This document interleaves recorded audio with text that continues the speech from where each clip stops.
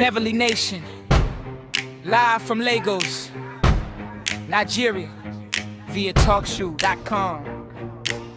I'm Queen Visionary Angela, walking in purpose, using my voice, my platform, and my assignment to bring conversations that matter to the people. Tonight we speak truth. Tonight we stand for awareness. Tonight we ask, when will justice be for us? When will truth rise from the dust? When will families be heard? When will power honor words? We won't be silent, we won't fall. We stand in purpose, standing tall. For every name they try to hush, when will justice be for us? When will justice be for us? Queen Visionary on the mic, purpose in my soul, broadcasting from Lagos, but the mission is global. Class of 2020, I rose through the flame. Hall of Fame, intranees, still honoring his name. Host of the year, lifetime achiever elect. But titles mean nothing if the people ain't checked. When God gives a voice, he gives assignment too. So I stand in the gap and speak what's true. Tonight we talk Carmelo, Fitz, and Anthony. A case with emotions, questions, and family. This ain't about rumors, hate, or attack. It's about truth, awareness, and bringing facts back. It's about the voices they tried to ignore, the names swept away behind closed doors. When will justice be for us? When will truth rise from the dust? When will families be heard? When will power honor words? We won't be silent, we won't fall. We stand in purpose, standing tall. For every name they try to hush, when will justice be for us? When will justice be for us? Too many cases brushed under rugs. Too many mothers crying, needing more than hugs. Too many families waiting for a sign while the headlines fade and the world moves blind. Justice ain't popularity, justice ain't fame. Justice should stand, no matter the name. Fair, balance, rooted in truth. Protecting the future, protecting our youth. We organize, we pray, we advocate loud. We lift every story, lost in the crowd. Now revenge, not rage, but truth must rise. With faith in our hearts and fire in our eyes. Stand up, stand up. This conversation is not about rushing judgment. It is not about misinformation. It is not about attacking anyone. It is about awareness, advocacy, community, hard questions, and standing in the gap. Hear us now. When will justice be for us? When will truth rise from the dust? When will families be heard? When will power honor words? We won't be silent, we won't fall. We stand in purpose, standing tall. For Carmel and thousands unheard, we lift our voice, we spread the word. When will justice be for us? When will justice be for us?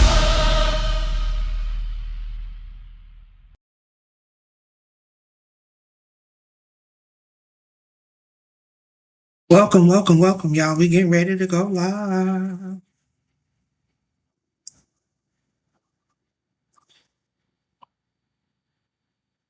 I'm currently waiting to go live on the WBNN. I want to welcome you guys tonight for another episode. Thank you for joining me on tonight. We are in for an amazing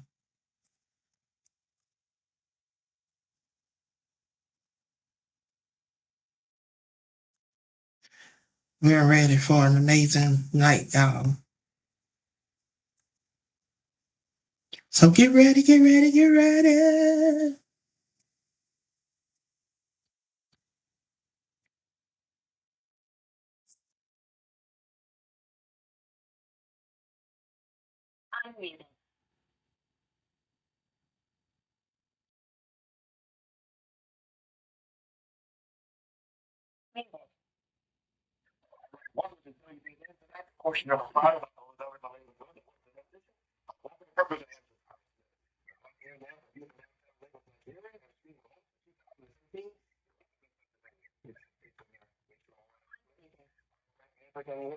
I can.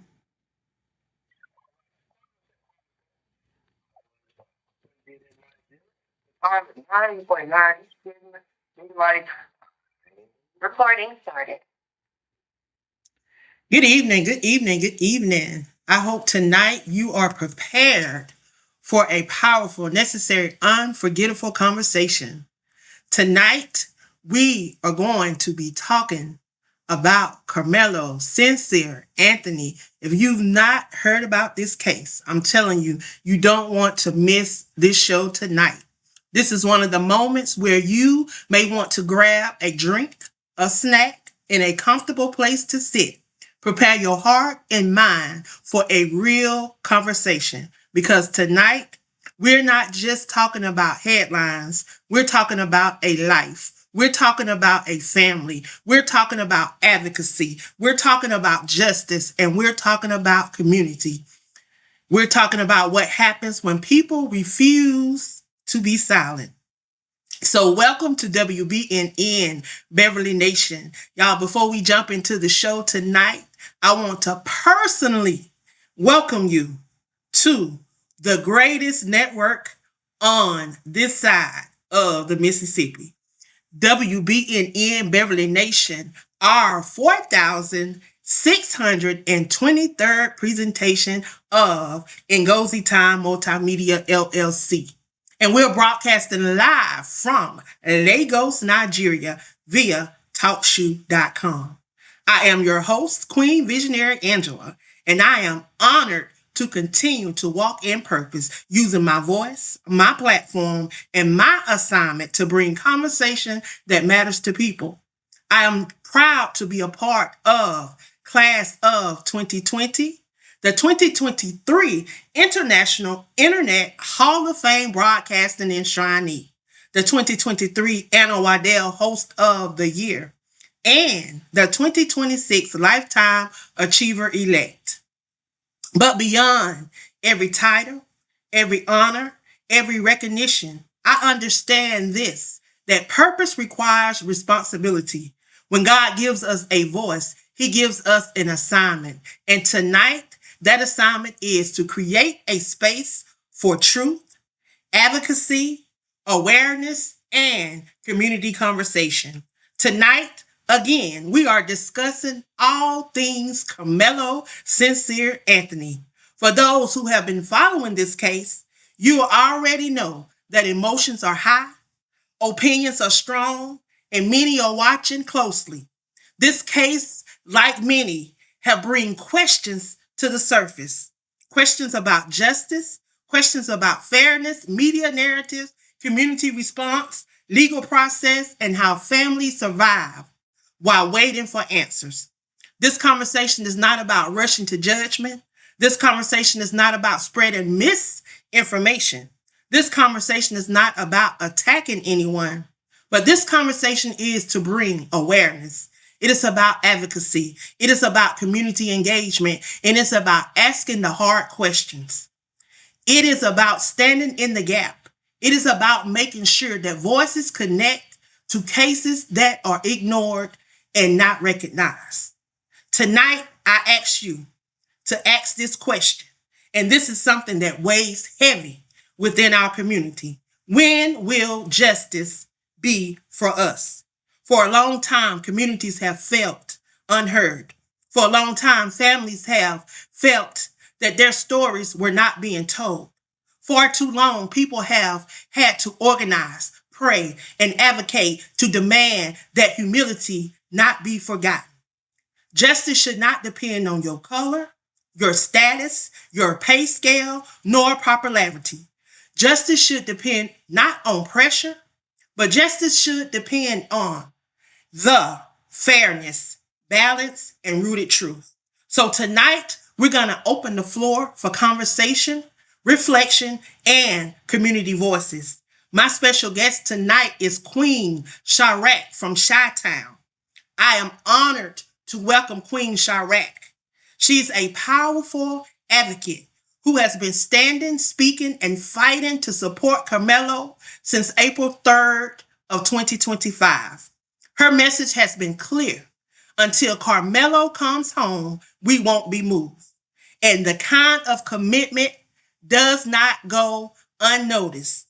It comes with conviction. It comes with love. It comes from a brief that every voice matters and that community support makes a difference. Queen Sharak has been constant.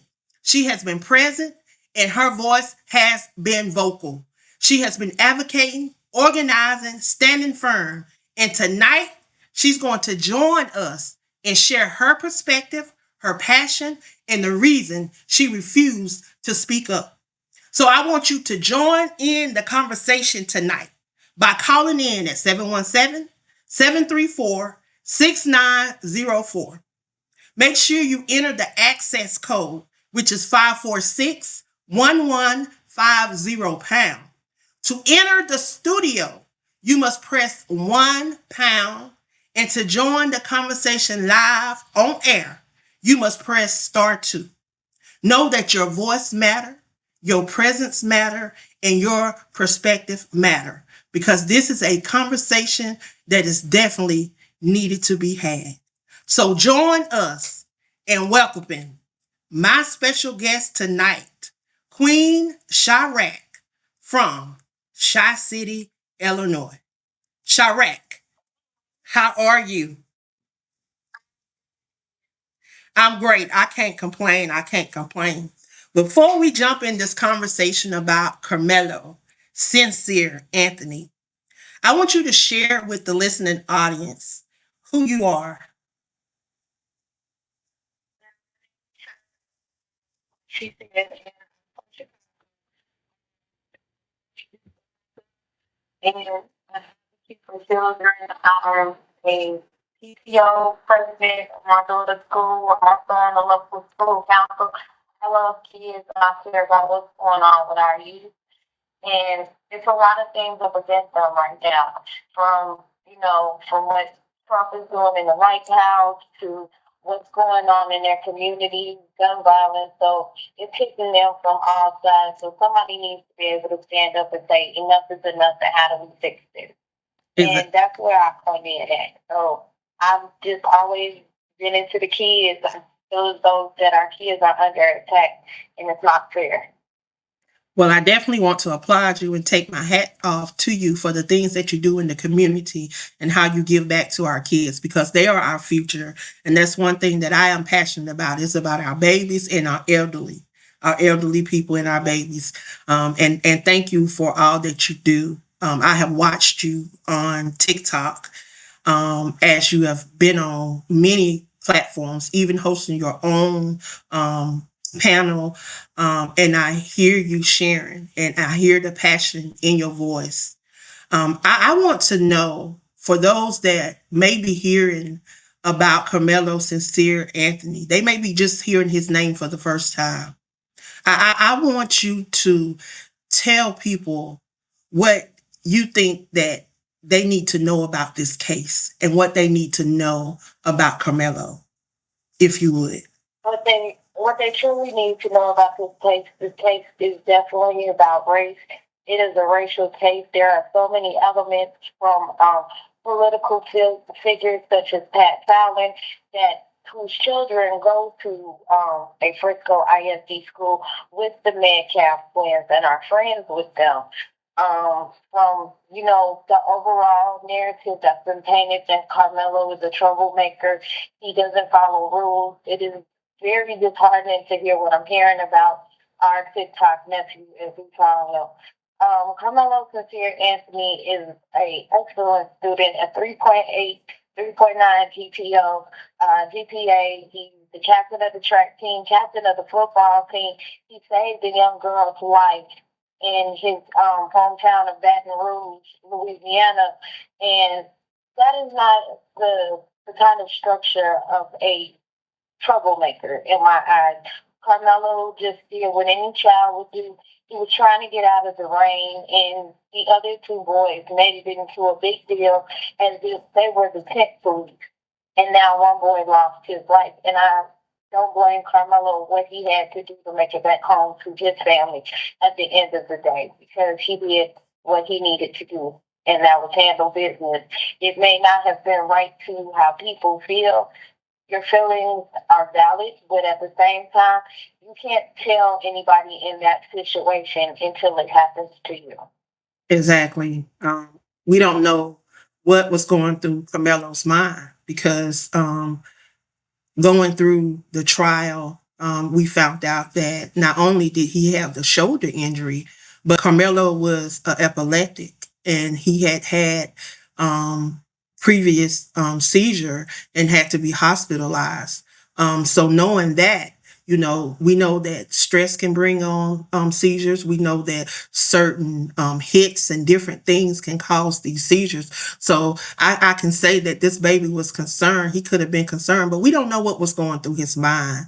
But to say that someone has the right to police another child, you are a child. You have no right to tell another child what they can or cannot do.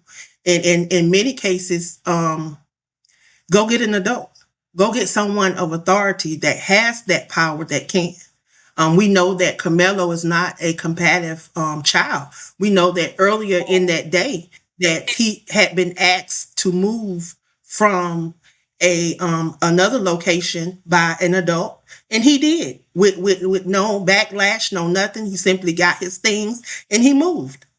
So I feel like if they had have done that, we wouldn't have been here today. But everything happens for a reason. I like Tamika always say, those four big burly Buster thugs walked up to him on that day looking for trouble. Because we've seen the video, we've seen the clip, and we saw how they came up and they approached Carmelo. But yet people will continue to say that he was the aggressor. How was he the aggressor when he was sitting down? I don't And understand. I'm glad that you brought up the video. Now I want to make this very clear to people that's listening. The video that was released on Juneteenth was to pacify Black people, Mhm. because that is not the video that people in our community, our little TikTok family, that is not the video that they had to sign up at Frisco ISD. They had to sit on the list and be selected to go to Frisco ISD to see the video for themselves.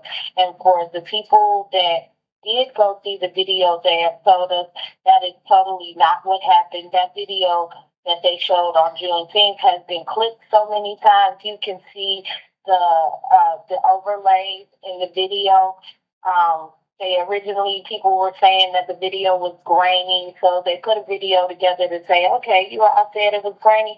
We're going to show you what grainy looks like. So that's why they put out that video to try to patronize us into saying, oh, well, now we see what happened. Now we see that he did it. So that is where the problem lies. All the lies that have been told in this case. And that boy has been railroaded and basically publicly lynched. But even with that altered video, you were still, because we don't play when it comes to Carmelo. And we looked at that video and so many people looked at that video and we discovered so many things about that video. We saw the overlay, we saw the double people, we saw the missing poles, we saw all kind of stuff that we know that it had been altered. And the more and more we watched it, the more and more we discovered different things that showed that it had been altered. But even with the alterations, you could clearly see that they approached Carmelo, which they said that they did not do. But we saw them approach Carmelo. We saw them go up under that tent. And even after Carmelo left the tent, they were still fighting up under the tent. So there was a lot going on up under that tent. And we saw a lot from that video that was not brought up, that was not talked about, was not investigated. It was just so much. But I want to ask you a question. Why do you think that so many cases do not receive the national attention, like Carmelo's case, and is ignored, forgotten, and buried? But this case made national. It made global news because we had people coming on our panels from Africa. We had people coming on our panel from the UK. We had people coming on from all parts, even Australia, to talk about this case and to debate about this case.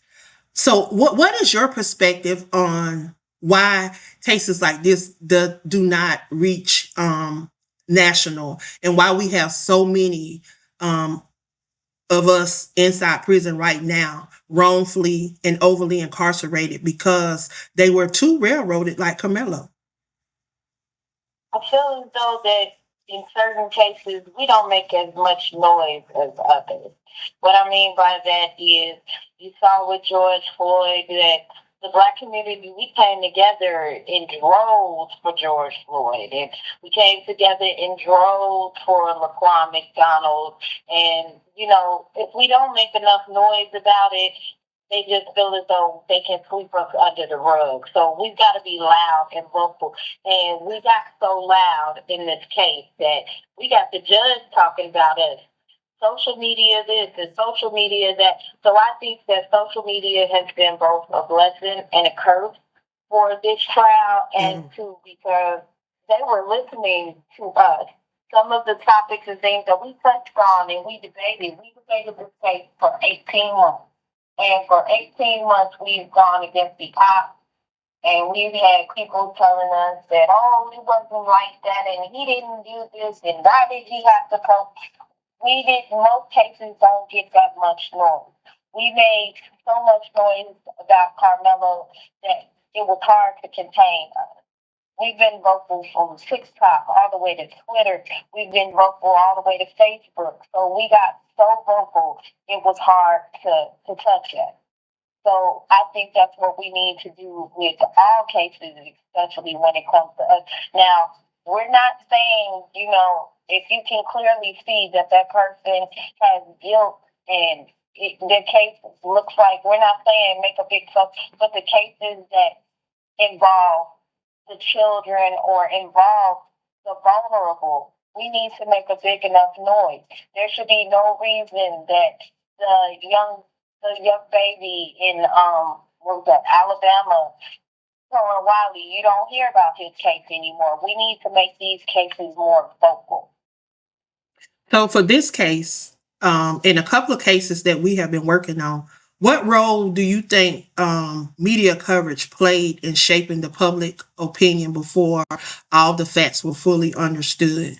Because we know what happened on TikTok over these last 18 months, that there has been a lot happening on these panels. People have went to jail. People have been doxxed. It's just so much has happened. So what role do you think media coverage plays in shaping the public opinion? Media coverage played a big role. Most of the big media companies right now that we know are MAGA has made this case very racial from the very start, from the interview that they did between Hunter and his mom in the beginning, the alterations to the interviews that they did, and they just pulled on their sympathy from people. Oh, these were good boys, and Austin was the star athlete, and he didn't deserve. No, you all didn't tell the real truth, so now it's coming out. Those boys were monsters. But of course, they're always gonna smear the young black boy who's a straight A student, never been in trouble, had two jobs, and kept an A average, and got his first car at 16. You're going to pave him out to be the hardened thug. Even from the mugshot video, the mugshot pictures, they altered Carmelo's mugshot to make him look like he was a hardened criminal. So media has played a big role in this case on smearing Carmelo to paint him out as America's nightmare. And not only that, we know the day after, even the day of this incident, the victim's family took to social media. They took to the media the very same day to put out this narrative about Carmelo. They spreaded the narrative that Carmelo came from a broken family. They spreaded the narrative of all sorts of stuff. In reality, everything that they said was a reflection of their own lives. When their kids were the ones that came from the broken home, their kids were the ones that were bullies, known bullies within the community. And as we have been going through this retrial this motion for a retrial and the recusal of Judge Roach, Cockroach. We've learned so much that was withheld during the previous trial about Carmelo. Not Carmelo, but about the twins that could have helped Carmelo in this case, which was just disheartening. I want to know from your advocacy and the things that you have done in the communities that we are a part of on TikTok. How do you think communities can make sure that cases like Carmelo do not disappear from public conversation? Because we currently have another case, the Nolan Wells case, and we have seen that some of these cases have they come up and then they dwindled away, because I don't hear people talking about Daryl Lowry. I don't hear people talking about Daniel Irvin, who was drowned in Dallas, Texas. Two white kids, one and they were only charged with tampering with evidence. Um, who is it? The one in McCormick, South Carolina. Daryl Lowry, 13 years old, had only been in that foster care for 12 hours. That baby was stabbed and held under the water until he drowned by two white kids. You don't hear conversation about those. You don't hear conversation about those. But I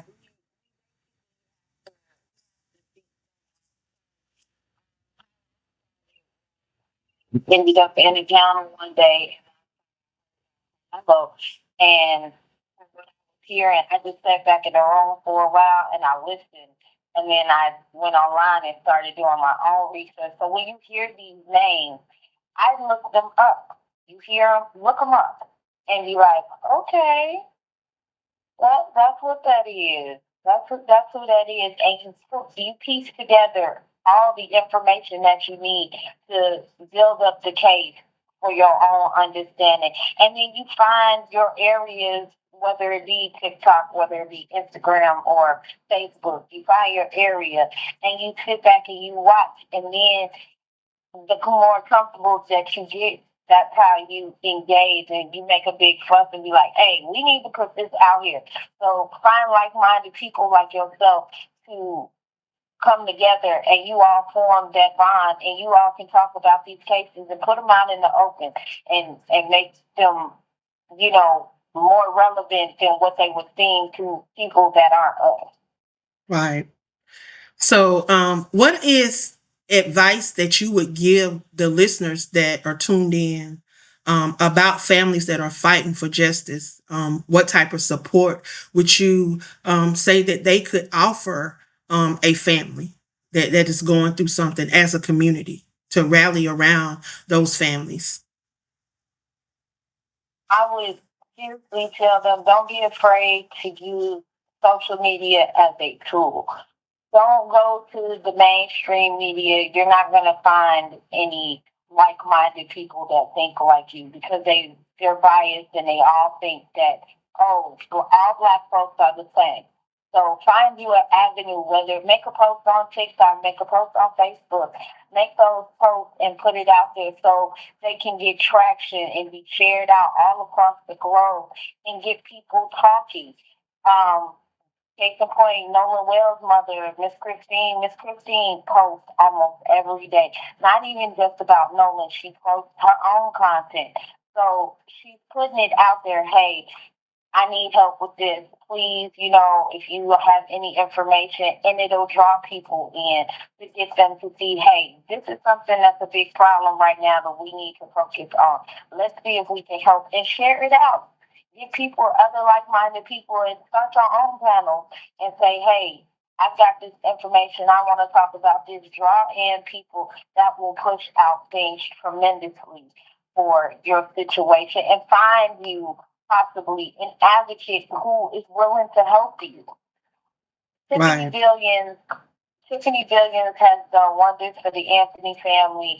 She is the one that discovered that there was a video from Frisco ISD after they lied to the Anthony family and told them that there was no video. She's one of the names that they keep calling out inside of that courtroom. They mad with Tiffany right now, and they've been dragging her inside that courtroom. King Cass, it's just like when you got a voice and when you're willing to speak up and speak out, they don't like you. They say they call us the disruptors. They say that we over here on TikTok. Well, y'all know I sit down in the comments. I only come up sometime when they want me to pray.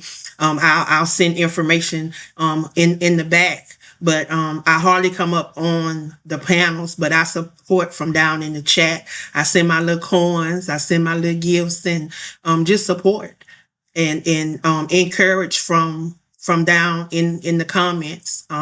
But I appreciate everything that y'all do. I support a lot of different panels. I have to give a shout out to my little brother, TikTok governor, who is also from South Carolina. We are from the same area in South Carolina. He's from one town and I'm from a town. Well, I'm from two towns over, but we freaking some of the same areas. And he does an amazing job over there bringing information and allowing a platform for individuals that want to come up and talk facts about the case. And one thing I love about you guys is y'all are fact-based panels. Y'all don't want nobody coming up with their opinions. Y'all don't want nobody coming up with what they think. If it's not factual, we ain't hearing it. And that's what I love about a lot of you guys over there on TikTok. And I have to give a shout out to all of those that have been going. You know, we were stretched out this week because there were a couple of cases. There were two other cases that were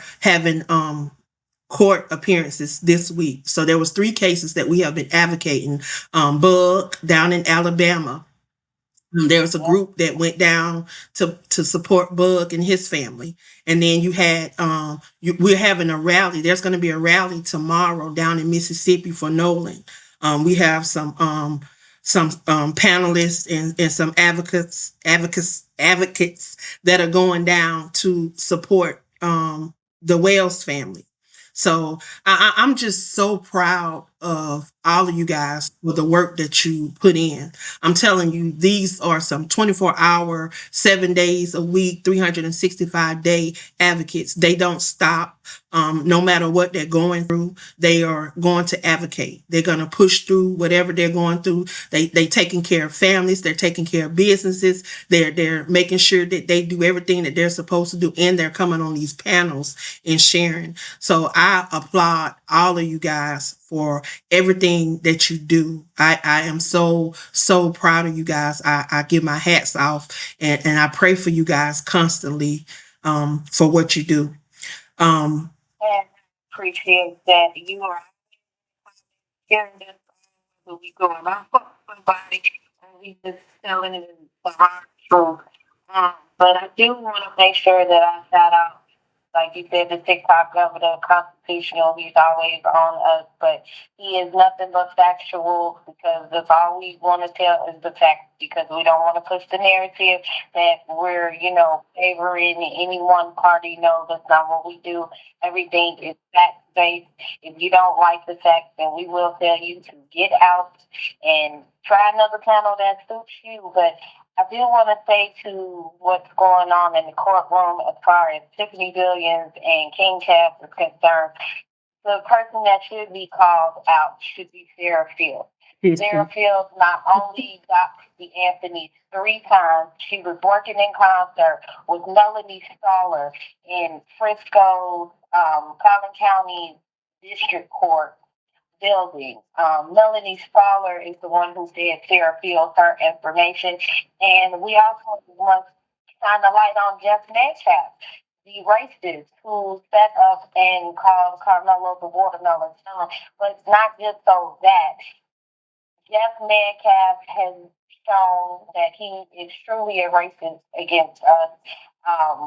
But he's also shown that he's very much against himself in a way when you basically went on TV and told the truth about what your children did. And nobody believed you, but that was the hard truth that your sons assaulted Carmelo Anthony on April 2nd, 2025. And you were okay with that because of the type of man you are. And Jeff Metcalf is another reason why this case has gotten massive media attention because of the people that he chose to do interviews with, such as Fox for pushing the Christian national agenda. So Jeff Metcalf, if this has not gone the way that you would have liked, maybe you should have cut your mouth shut.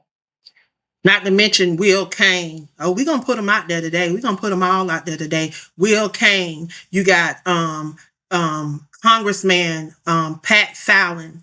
All of them had their hands in that. He wanted to fly the flag half step for someone that was a bully, someone that at age 10 beating up kids and doing racial slurs. We don't want to talk about that.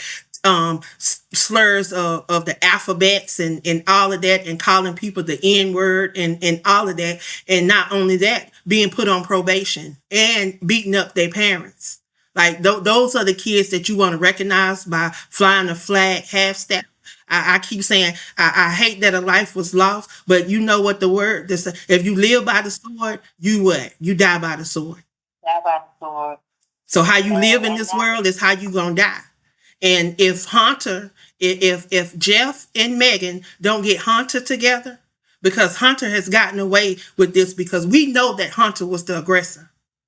But they tried to do everything in their power to point the narrative to their unalive son, to say that Hunter didn't have anything to do with this. If Hunter had minded his own business, went on about his own business, his brother may have still be here, because they wouldn't have approached Carmelo and it never would have happened.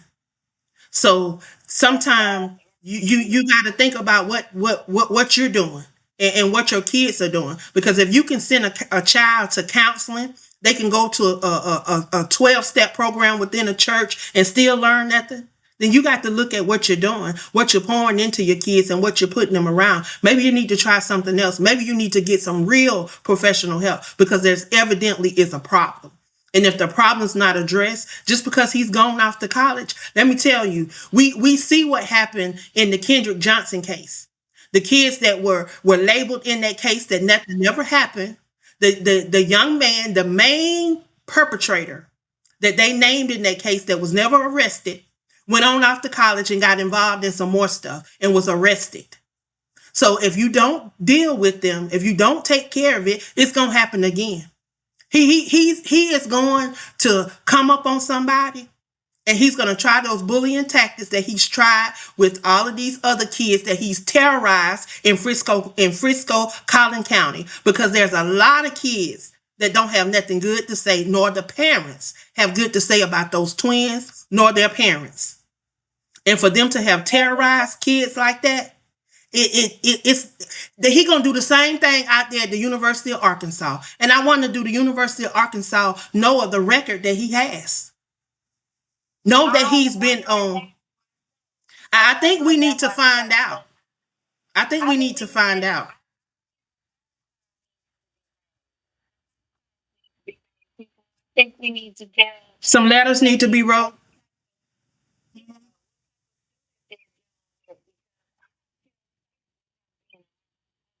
accurate.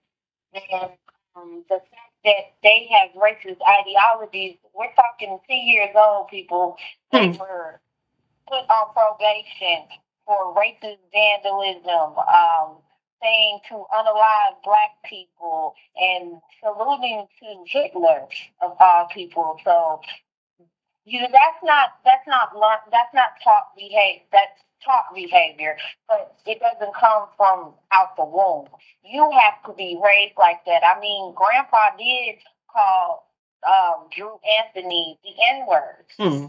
when he went over to apologize and tell him how sorry he was for their loss. And you called that black man. You told him, "Get away from me, N word." That's what you told him. And then the daddy get on So TikTok and on a panel for 15 hours, ranting and raving, and throwing out the N word, called a black female a N loving B. A N loving B. Oh, I forgot about the whore.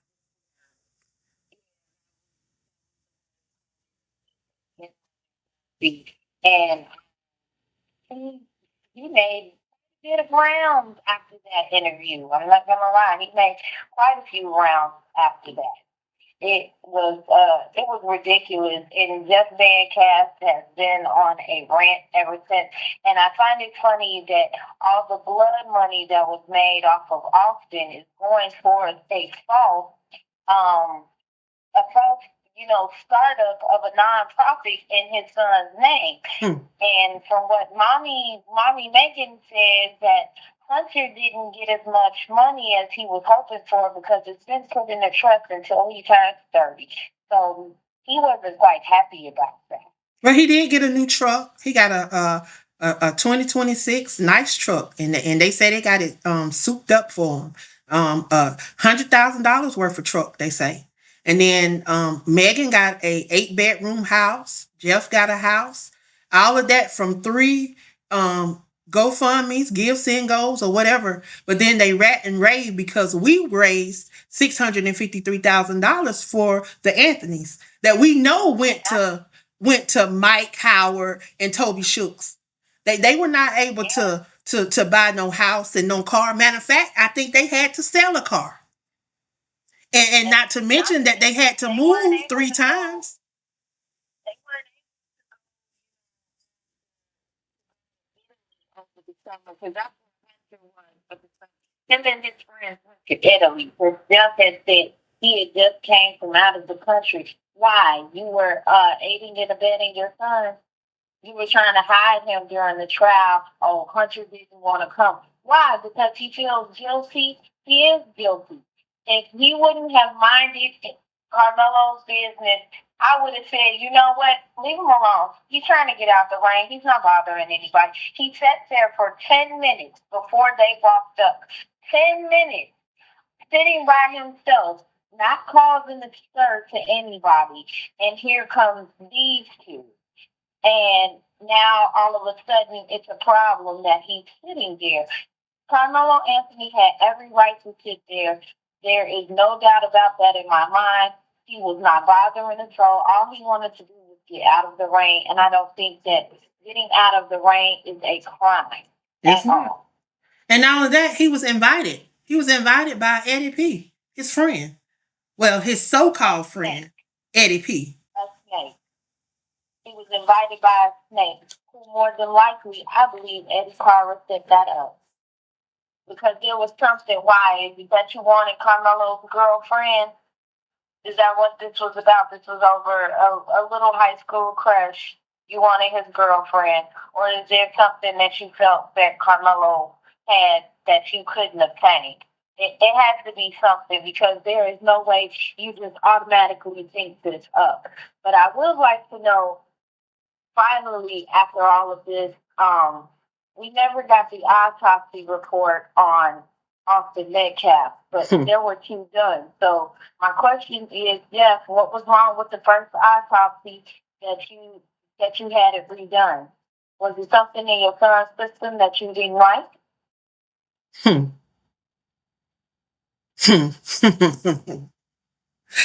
Why do people normally get a second autopsy? Toxicology report. Because they don't like what is in the first one. Yeah, something in that autopsy that. Well, we know what the rumors are.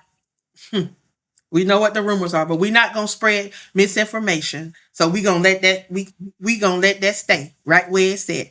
But we know. We know what our speculations are, but since we're not a outlet that spreads speculations, we're gonna let it go. But Jeff, why you had to get a second toxicology report? Why was it necessary? Why was it necessary? That's what we want to know. Why was it necessary? Well, guess what? We have our first caller in queue, Charette. So we're gonna invite our first caller on. Caller number 1. Where are you calling from and what's your name?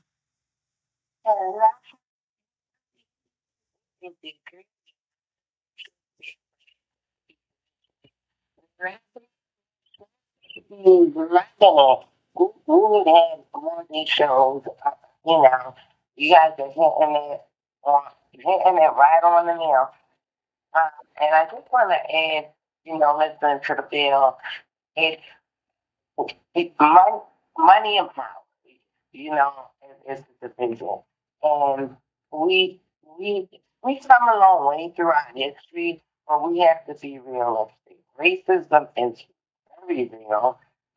It is a behavior, and while I'm listening to you young ladies speak, I'm like, this is just, you know, someone I'm picturing stature, money, and influence, and that can trump everything. So, and usually individuals like that, they teach their kids, you're invincible. You can do the lingo. You can, get away with cover the wrong because you teach them to have that power, hatred, as if others are beneath you, degrade you. You made the point that he was invited by a friend, and I tell a lot of kids within the same racial background, not everyone that comes in your face is your friend. And when you have people that say you have an inner light, whether black or white, they'll put you up in situations that you are. Now, when we add maybe racial discrimination or hatred, it can be deadly because it's like, I want to teach you a lesson, right? You're beneath me, and I can get away with it. Just when I'm hearing this and you're asking the questions like, why aren't all these cases? And I'll say a million times, unfortunately, technology, I keep on you maybe stated that it's it's a good thing, but it's also a bad thing. You have falls, people have to understand that. True journalism is a loss. True journalism was just, as you guys stated, undepicting the fact that you destroy yourself. I find that a lot of these people, excuse me, they're catered to certain certain hierarchy, and to persuade on anyone. And we have to be mindful. And I will please I would advocate with this statement. If individuals are such stature when they've done something wrong and they know they're in the wrong, it's almost like the black child's life is not,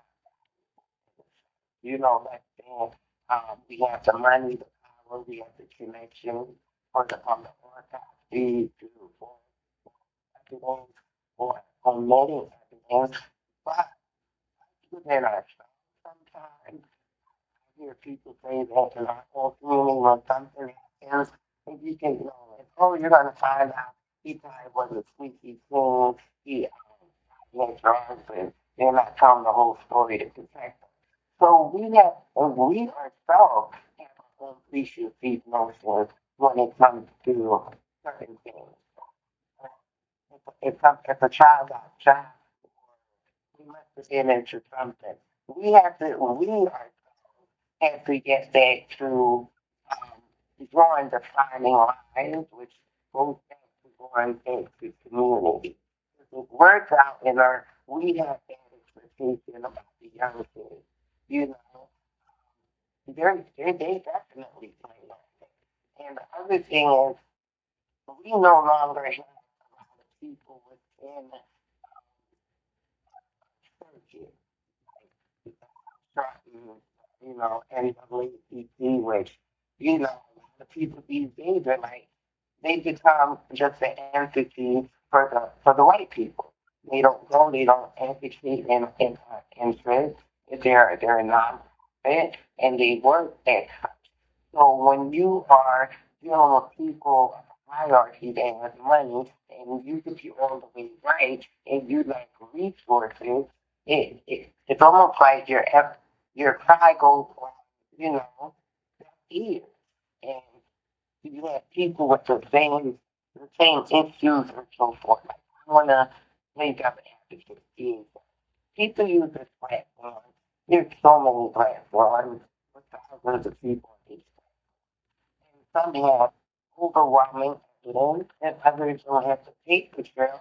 But it is known that it's like who no one's willing to take it on a higher level. It's almost like it's it's okay. You're because you're not governed by entropy. We do full documentation. So where do you go from there? We do have the power of the internet, but where are the real leaders in the community?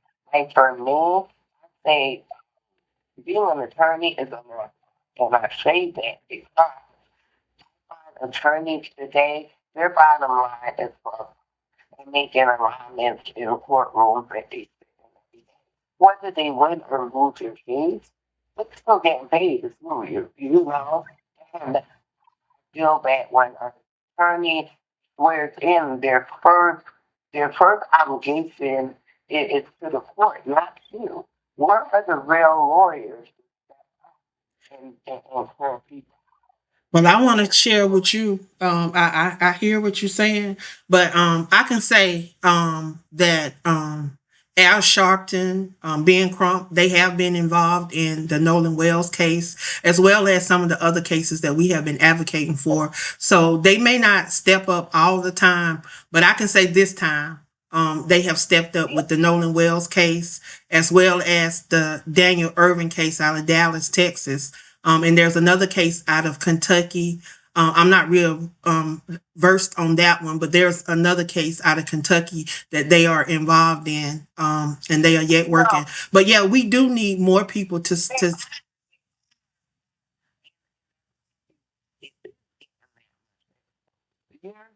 But we do need more people. We do need more people to step up. But that's why we have people like the people that are on these platforms, people like Charette, people like TikTok Governor. He's a legal aid. He's not a lawyer, but he's a high legal aid that has been working in the field for over 20 years that advocate. When you have people that are advocates, that are it's in their heart and it's not about money. I have a young lady that just sit for the bar in Texas. She just took the bar. She's waiting for her results, and she did this because of what happened to her in middle school. And it's not about money for her, but it's about fairness. It's about it is about our people, our community. And when you find people that have see, people got to have a heart for what they do. A lot of us we get involved in professions and we go to school for different things because we want to make money. But I tell people all the time, it's going to be a day when money ain't going to matter, but what you are at what's in your heart and what you do for your community and your people around you matter, because God will use those gifts and those talents, and He said He will make room for you. So you got to realize what your gift and your talent is, and not want to be about the money. But see, a lot of us, we get caught up in these social classes. We get caught up in a lot of things around us, trying to keep up with the Joneses and trying to keep up with everybody else instead of walking in that we have been called to.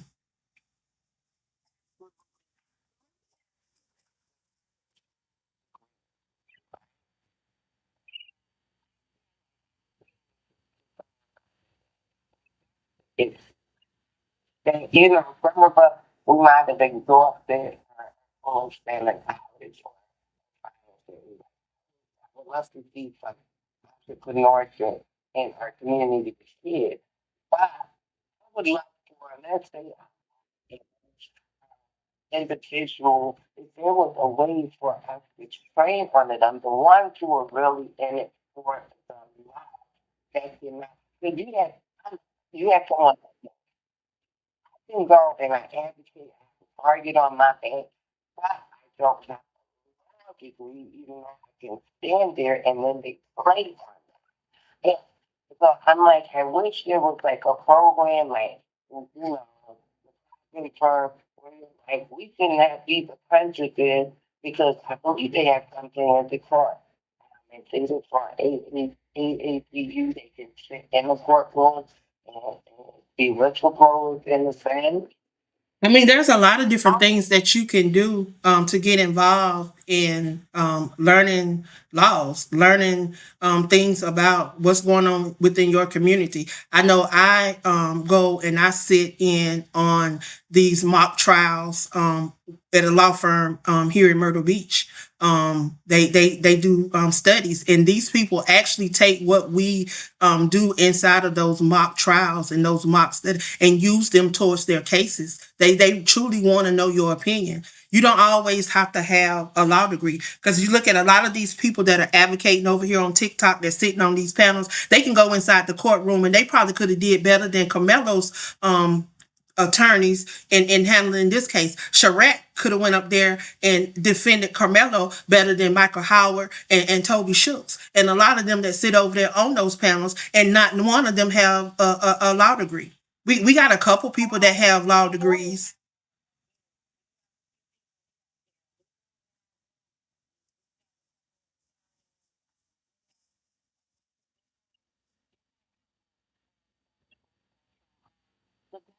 Is a legal analyst. So therefore, his legal knowledge is what he's been giving us, and that's why they followed us so hard for 18 months. Because Right. that's why they referenced social media, because we were spot on. And none of us knew the law before we started this, but I feel as though you have to be sick and tired to be an advocate. I'm gonna Well, read it. Yolanda, I want to thank you for Yolanda is our deputy commissioner here on the WBNN. I want to thank you for pressing star two to join the conversation. If you would please tell everybody when your next show is.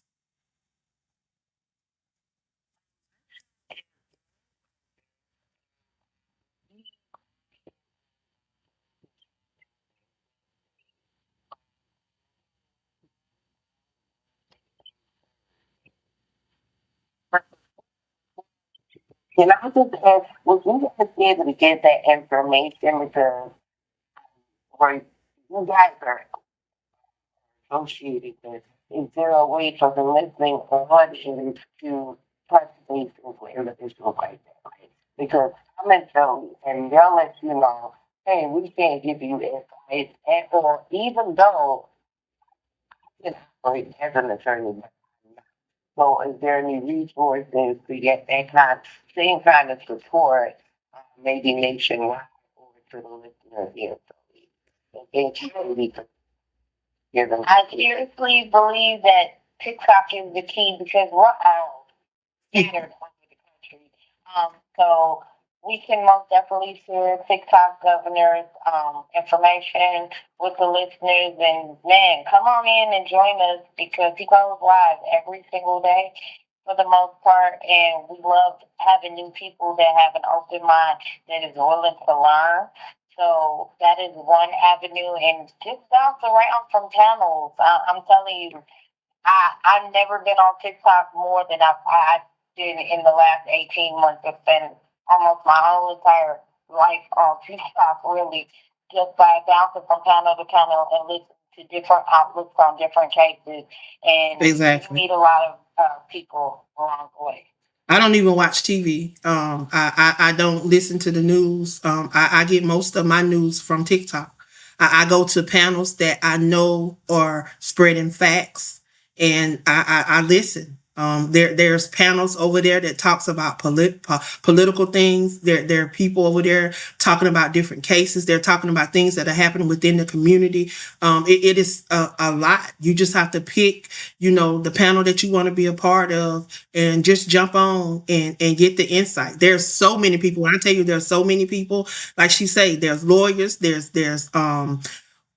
paralegals, they're legal analysts, they're people in law school, they're nurses, they're nurse practitioners. I mean, there's so many people that make up these panels, so you get different perspectives. We even have psychologists on there. We have people that operate in different avenues within the medical field. We even had people that have done autopsies. They were able to talk about autopsies and different things as we talked about these different cases. So I tell you, it's a diverse, and you can learn a lot, and then you can share your expertise We are open panels, and like Sharek say, we go from panel to panel. A lot of us you'll see a lot of us around on the same panels. A lot of us frequent the same panels because it's just a network of everybody just doing what they do and sharing their expertise. But again, I want to thank you for pressing that star two. If you want to reach out to one of us, stick around, and we will share our contact information at the end of the show. Absolutely. Absolutely. Thank you, ladies. And continue to do what it is that you do, and I appreciate you. Thank you. Have a good one. Yes. So, Sharette, to get back to our kids, because I am noticing the patterns of what is happening within the judicial system. Most of the kids, if you look at the statistics of the age of kids that are being arrested, a lot of the prison system is made up of 30 and under. And I want to get your opinion. Do you believe that there's a pattern, um, certain youth being judged, labeled, even forgotten when things happen to them? Because there are so many people that are wrongfully and overly incarcerated sitting behind those prison walls. I think that the from school to prison pipeline is definitely active, and it's more so stuff getting left behind, and we're the ones that are mostly between us and the Hispanic community. We're the ones that are 9 times more likely to be incarcerated before the age of 18. So, with that being said, I feel as though that we are over policed, and our circumstances is we don't have enough avenues. There's not enough housing. There's not enough jobs to sustain our youth. So when you have to rob Peter to play Paul, that's going to put you in situations that it shouldn't, and it shouldn't be like that. Everybody should be able to live and eat and take care of their children, but unfortunately, that is not the case with the current political climate. We know the Republicans have taken SNAP benefits. We know in November the work requirement for Medicaid kicks in. So a lot of people are at a disadvantage. So when you don't have the resources to take care of home, it's going to put you in situations. And half the time, it's just not even so much you did anything. It's okay, you fit the description. What do you mean I fit the description?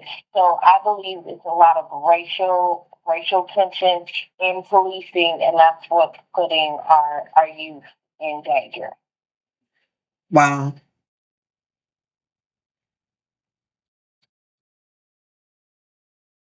So, another question I have, um, we advocate and we use social media as a platform.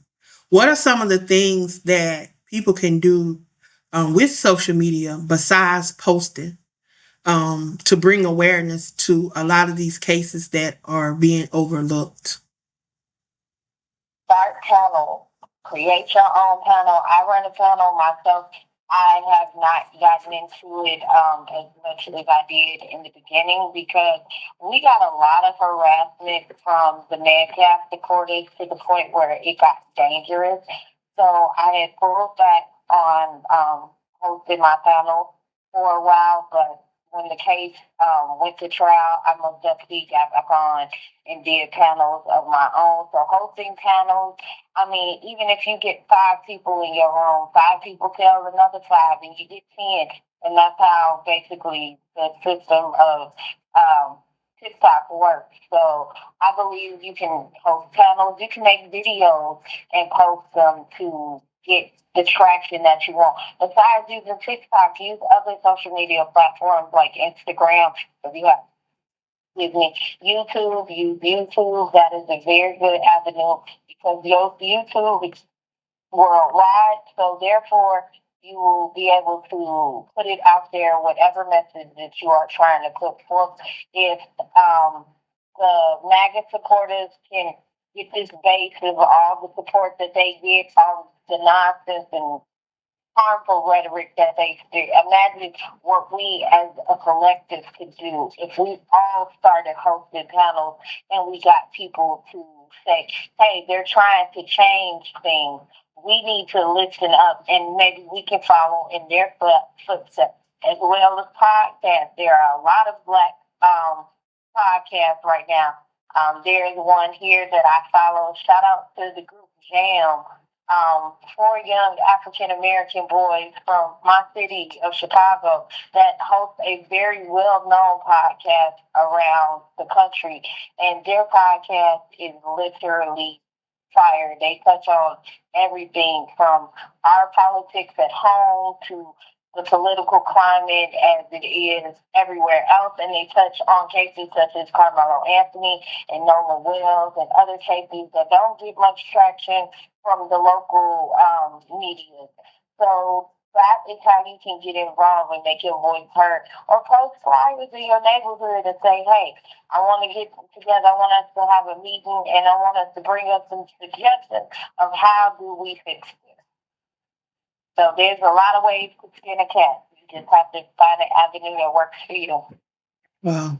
So over the last 2 days, we had, well, last 3 days, because Wednesday was a very important day for a lot of the supporters, Carmelo supporters. Carmelo went in for a motion to have the judge that sentenced him recused, and he was successful in getting Judge Roach recused. And the very next day, he went before Judge, what's his name? Yes. The first Heidi. Yeah, he was the one that recused. And city who came out of handle today's proceedings and yesterday. I am thankful to Sid Hall for recusing Judge Roach needed to be gone. There was a lot of mishaps that happened with him as over the court. So I am glad that he is gone, and I am anxious and prayed up for a vacated sentence or even a new trial. But I feel as though a vacate is what will be the outcome. well, we would definitely. I heard that we'll know tomorrow. What do you think? You think we are going to know tomorrow, or they're going to make us wait all the way till Monday? I feel like the judge, from what we heard from people that were in the courtroom, shout out to our people that went to court for the last few days, and shout out to y'all that went to court back in June. I unfortunately could not make it to Texas, but I am glad that we had our people there as a united front. So I heard bits and pieces that it might be tomorrow, but I'm hoping for Monday, so that the judge has a clear mind and a clear vision to what was truly done wrong in this case. And I'm hoping that he follows the lay of the land as far as the law is concerned, and he grants Carmelo his new trial, or he just vacates our nephew's sentence and Carmelo is coming home. That's what I originally think. But if he does tomorrow, considering that Monday is the deadline for this issue to be rectified, if we don't hear anything Monday, that is when we go to Fifth Circuit Court of Appeals and go for the appeal route. But hopefully it'll be tomorrow, but I'm hoping Monday. Well, I'm hoping Russell Wilson will get that email, and that email will be good news for Carmelo and his family, because this baby was truly railroad. When self-defense become a crime, it says something. And even the governor, Hot Wheels, even said something about this case. You know, even though he didn't speak up and try to help rectify it, he did say something about it. He said never has he seen someone that was not the aggressor not be able to use self-defense. He actually made a video on YouTube. So that kind of surprised me. But the fact that he spoke up about that, it lets me know that there are still some people out there that see the law for really what it is. And I truly think that the judge Shitty, I can't say his name and I don't want to be saying it wrong, but Judge Michael, will do right. I think from what we have heard and what we have seen throughout these last 2 days, he has been very fair. He has been about the law. And from my understanding, they say he have been taking a lot of notes and he have been watching and listening. And when you can watch and listen, I think he's going to be fair. Well, we have caller number 2 in queue. Caller number 2, if you could, please tell me where you're calling from and state your name. Hey, Pete. So I'm currently calling from Houston, Texas.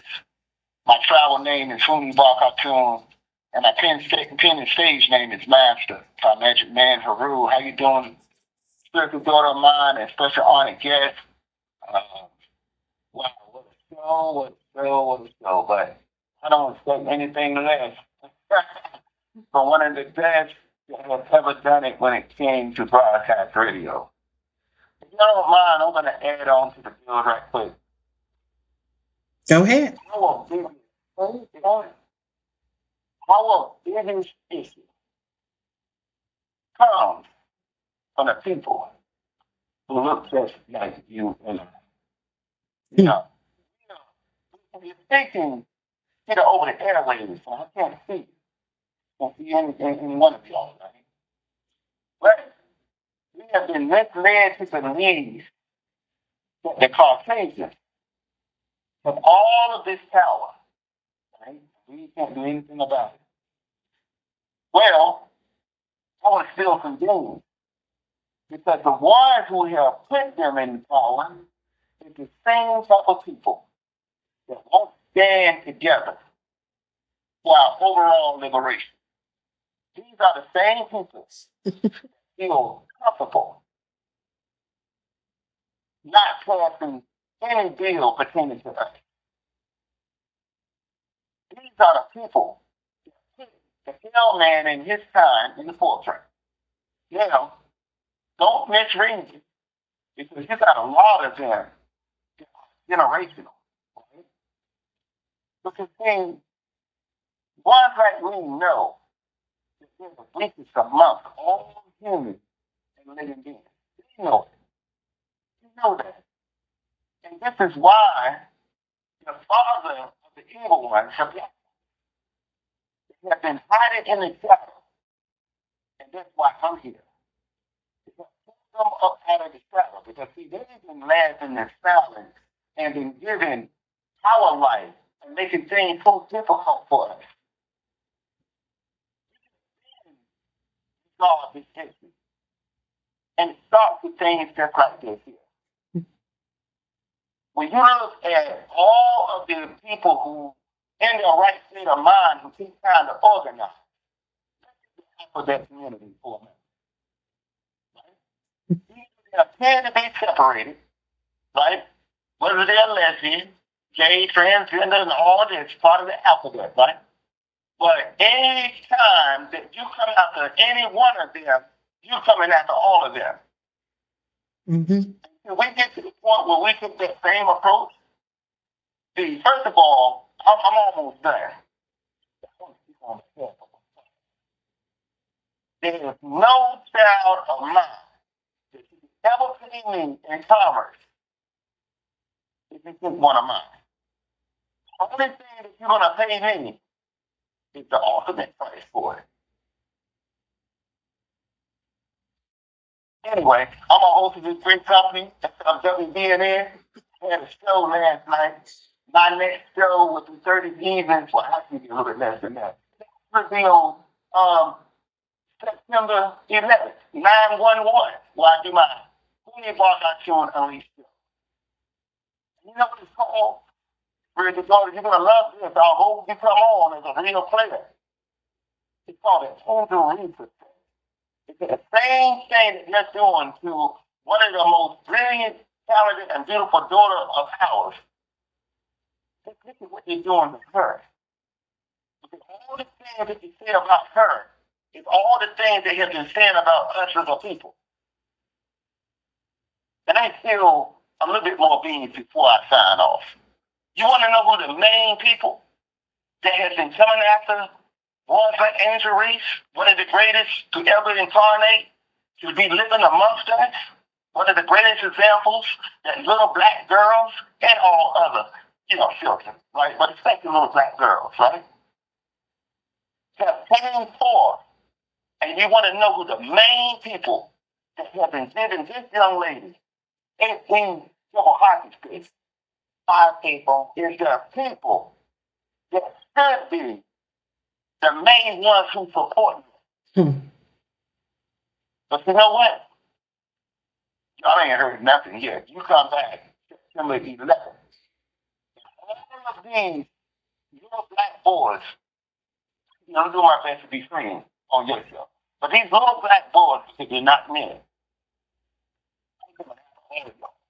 Whether you Jason Whitlock, whether you Emmanuel Ocho, all of y'all, who come out in the public and say all kind of disgusting things for your little white friends, I'm going to find you. I said before, I'm going to find you.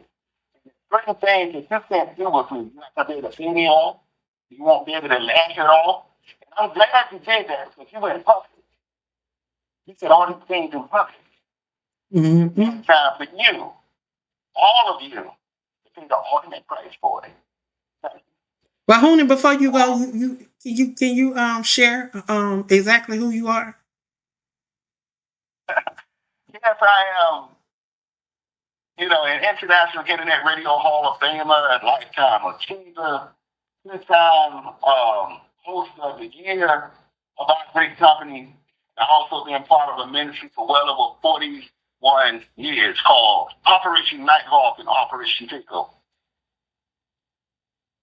And let me tell you what we call those people that you're talking about that look like us, but really not for us. Over on TikTok, we call them coconuts and coons. We have experienced a lot of them with this case that all of the cases that we've advocated for. There's so many of them that look like us. We call them, what we call them? Kin folks, not skin folks. Skin folks, not kin folks. That's what they are.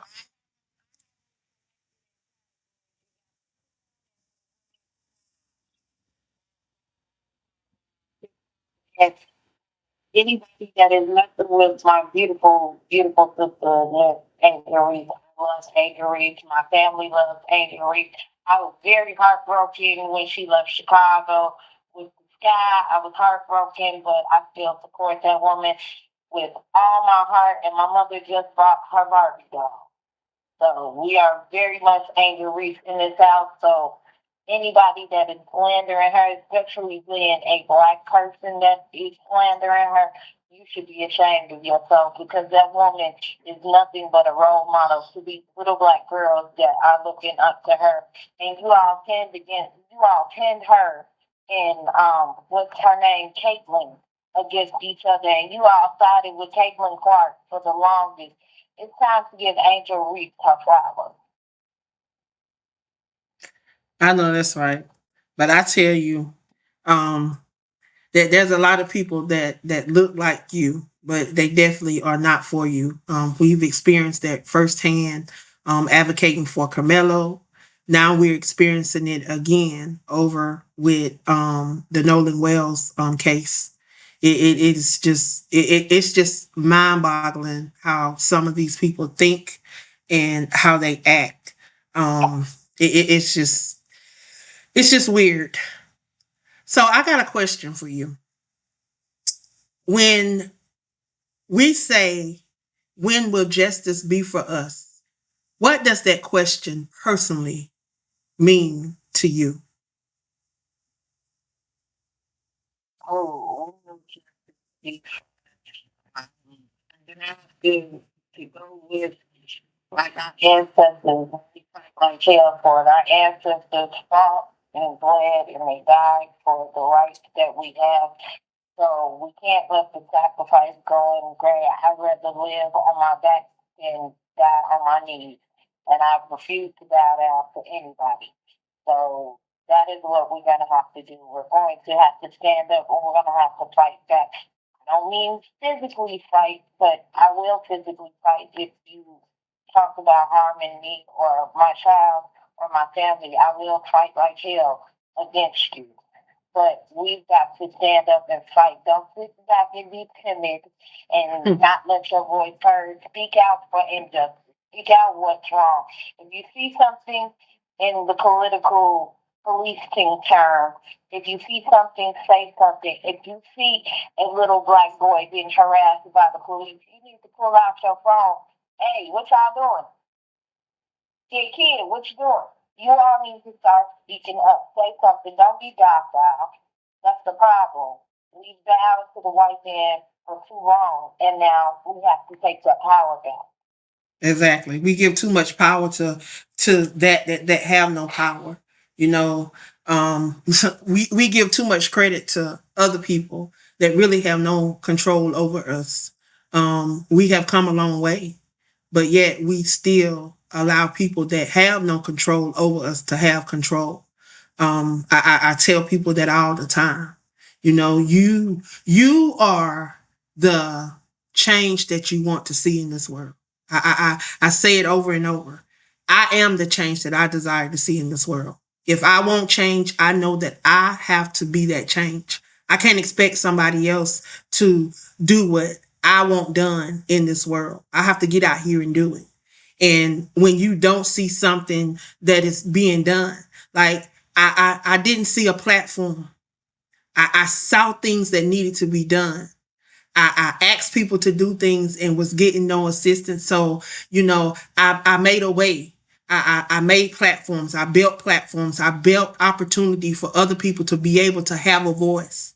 I'm grateful for the opportunity that I have here on this network. I've been on this network now for 6 years. I celebrated 6 years in May.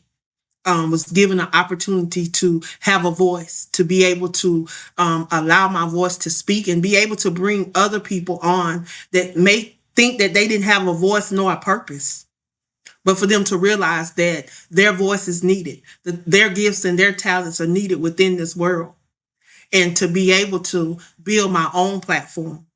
Since joining this network, I have started a podcast of my own.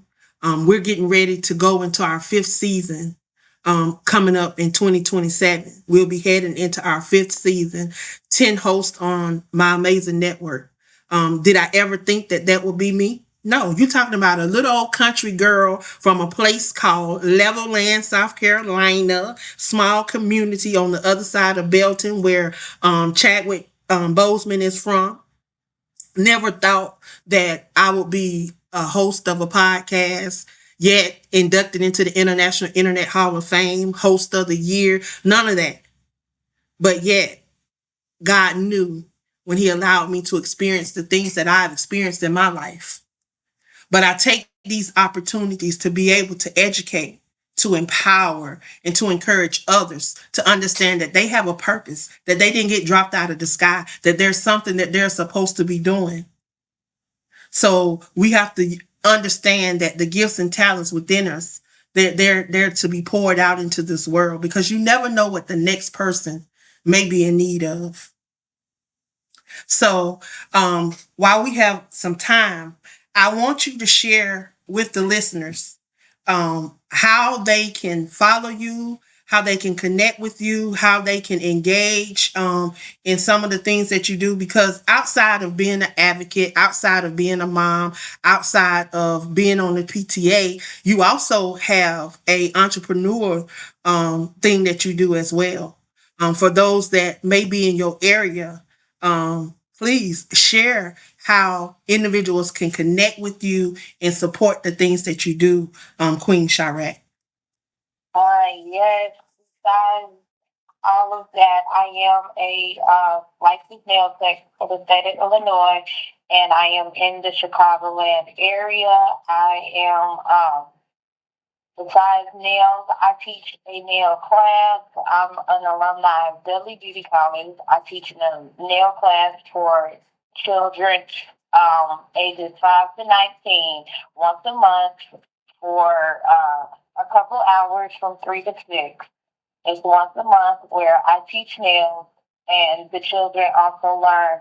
The young men, they learn barbers. They can also do cosmetology if they're into that, as well as the girls. And we teach braid services to the kids, and this is free of charge every third Saturday of the month, and the kids absolutely love it. They get a snack, they get the education so that we can build future entrepreneurs and they can make their own money and stay out of mommy and daddy's pockets.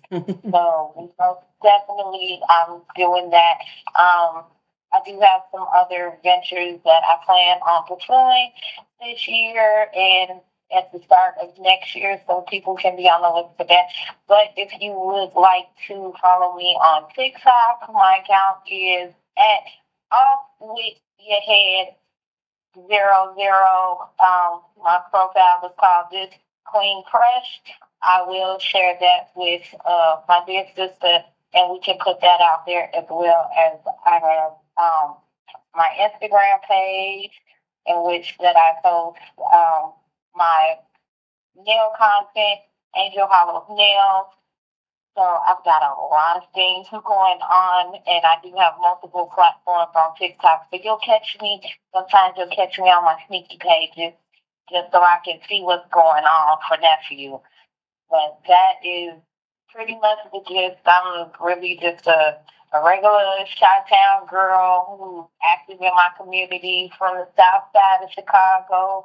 Roseland, stand up, born and bred. I am just all out with it, and I am hoping to connect with some other people to push my ventures out there, as well as to form partnerships so that we can bring resources back to my community. Unfortunately, the community that I live in, we need a lot of help right now. We are getting a little bit. They will be doing the CTA red line extension close to my home, which is both is a blessing and a curse. Seeing as some of my neighbors have had to sell their properties to this red line extension, but it's good for the community to help bring the community back. So you all can follow me on that journey. I'll be starting recording things so you all can see the progress, and you all can ask questions on how you can possibly help out or ways to start stuff in your community. Amen, amen, amen. Well, definitely, you will be able to, if you did not get the information, you always can go over to my Substack page, Queen of Collaborations. I will definitely have details from tonight's show on that page. Y'all know y'all can always go to Linktree, Queen of Collaborations, and find all of the links where you can find me. Of course, I am on all social media platforms. Anywhere you can Google me, you can Google Queen of Collaborations. I guarantee you I'll pop up, and all of the things that I do. You can go to my website, which is www.angelathomassmithbooks.com. You can check out some of my 160 plus publications over there, the magazine, some journals, different things that I have done over the last 10 years as a published author.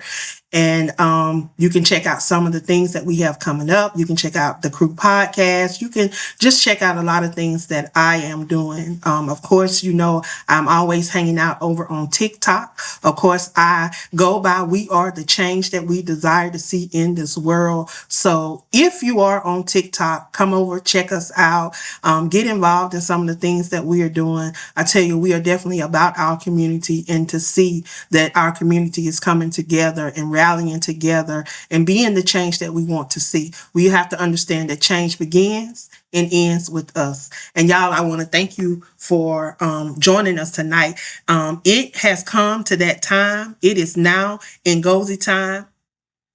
Turn it over to Dr. Ngozi. Unmuted. thank you so much, Doctor. You know, the wonderful one-day doctor. And the time she already has a master's degree, so she's doing her thing. So I just want to put that in here. But thank you so much for all the folks that count on around these benefits. So I'm trying to do. And of course, on Sunday night, we come back all with the International Arena Hall of Fame. Right? And Friday. On Alicia and it will be 9:30 Eastern Daylight Time on the one and only Domination. And of course, 20444. 1 pound of liquor. Join.